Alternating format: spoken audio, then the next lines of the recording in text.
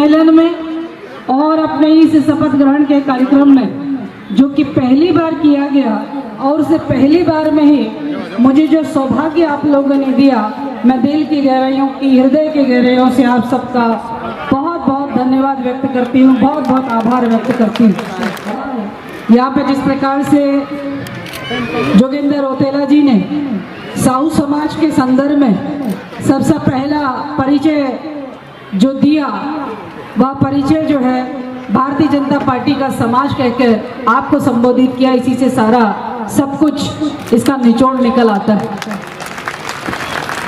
तो उस कथन का समर्थन करते हुए और साथ आज आपने 5 करोड़ की धनराशि फुटबॉल प्लेग्राउंड के मिलने पर जो आपने पूरे समस्त अपने इस नैनीताल जनपद वासियों को आपने बधाई दी, धन्यवाद दिया, तो उसी से सारा संकेत मिलता है। और ये एकता के स्वरूप में बंधे होते हैं।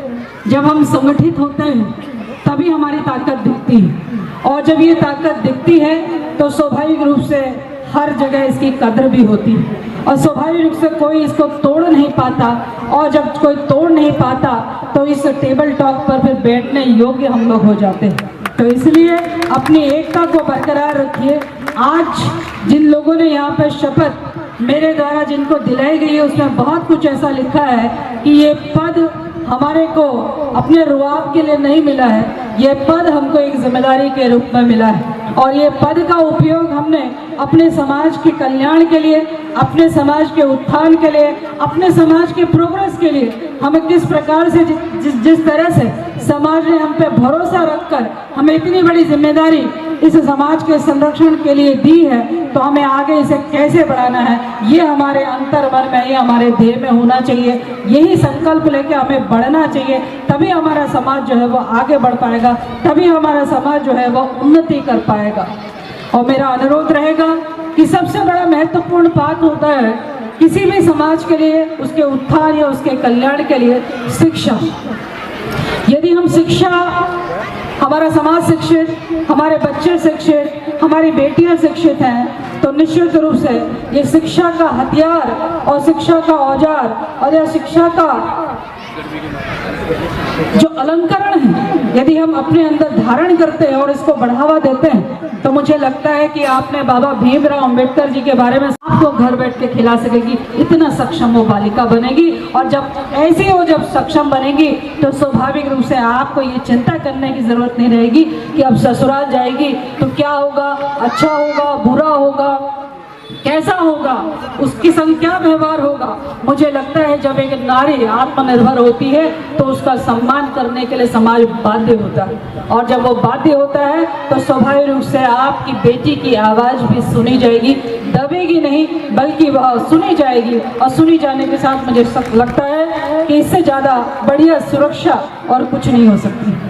बाकी मैं ज़्यादा न कहते हुए, जिस प्रकार से भारतीय जनता पार्टी, मैं यहाँ पर जोगिंदर रौतेला जी के द्वारा जिस प्रकार से आपको संबोधन भारतीय जनता पार्टी के समाज के रूप में हुआ है, तो मुझे कहने की आवश्यकता नहीं है। मुझे लगता है कि आपने अपना हमेशा से आपने भारतीय जनता पार्टी को आशीर्वाद दिया है और आने वाले समय में भी आशीर्वाद दें। एक मत, एक रूपता के साथ में, अपने संगठन के साथ में जो है भारतीय जनता पार्टी के साथ में खड़े रहने का काम करें। जब जब समय आए, जब जब भारतीय जनता पार्टी आपको आह्वान करे, आप उनके साथ में कमल के फूल के साथ में खड़े होने का काम करें। और फिर हम ही लोग आपके साथ में हैं, जो प्रतिनिधित्व कर रहे हैं वो आपके साथ में हर परिस्थिति में आपके साथ में खड़े होंगे।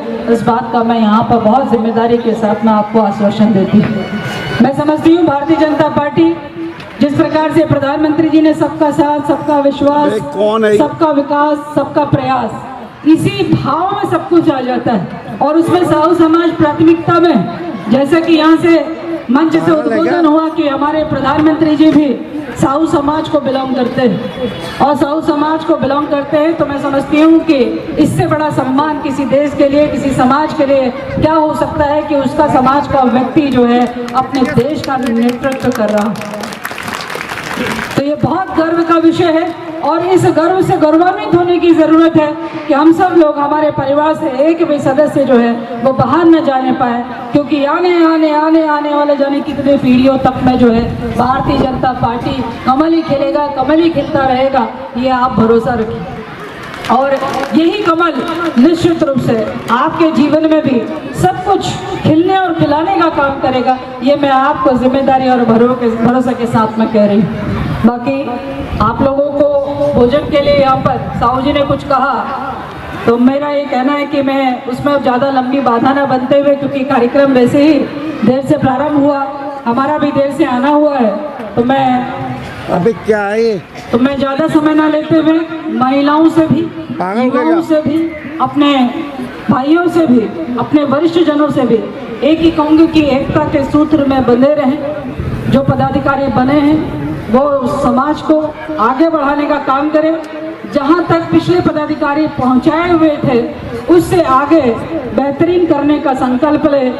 ये एक साहू समाज की ही मैं समझती हूँ कि अपने ही संसाधनों से इतने बड़े कार्यक्रम को करने का जो साहस दिखाया है, यही अपने आप में बड़ा संकेत आज इन पदाधिकारियों से जा रहा है कि समाज को एकजुट बना के रखने का काम करेंगे। और आज इस प्रकार से साहू समाज मिलकर अपने लोगों का सम्मान, एक बच्ची जो कि जिसने वर्ल्ड रिकॉर्ड बनाया उसको सम्मानित किया, जो कोच थे उनको सम्मानित किया, एक प्रोफेसर जो कि उत्तराखंड रत्न से सम्मानित है उनको सम्मानित किया। ऐसे ही लोगों से बड़ा संदेश जाता है, ऐसे ही लोगों से समाज के समृद्धि का संदेश जाता है, और ये निरंतर होता रहना चाहिए। इस प्रकार के प्रोत्साहन मिलना चाहिए जो आप लोग कर रहे हैं। आगे के लिए मेरी ओर से बहुत शुभकामनाएं हैं, और मैं अनुरोध करूंगी कि आगे भी मुझे इसी प्रकार से आमंत्रित करते रहें। मैं आप लोगों के मध्य में इसी प्रेम बंधन से जुड़ी रहूं। इन्हीं बातों को कहते हुए सबका बहुत बहुत धन्यवाद है, बहुत बहुत आभार है। और साथ ही आज हमारे साथ नवनियुक्त